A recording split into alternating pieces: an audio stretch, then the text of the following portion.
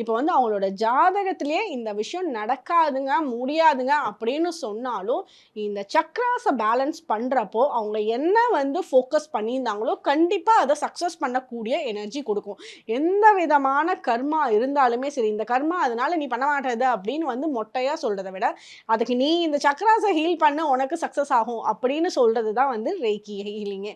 So அதுக்கு வந்து 7 சக்ராஸ் இப்ப சாக்ரல் சொன்னேன்னா, அடுத்தது சோலார் பிளெக்ஸஸ், அடுத்தது ஹார்ட் சக்ரா, அடுத்தது த்ரோட் சக்ரா நம்மளோட கம்யூனிகேஷனுக்கு உண்டான சக்ரா, அடுத்தது தேர்ட் ஐ சக்ரா. தேர்ட் ஐ சக்ரா நம்ம இம்பேலன்ஸ்டா இருந்ததுன்னா, பயங்கர நெகட்டிவ் தாட்ஸ் குடுத்துட்டே இருக்கும். ஒரு விஷயம் பண்ணலான்னா, அதுல 1008 நெகட்டிவான விஷயங்கள தான் ஃபர்ஸ்ட்டு வந்து அவங்க ஈர்த்தெடுப்பாங்க.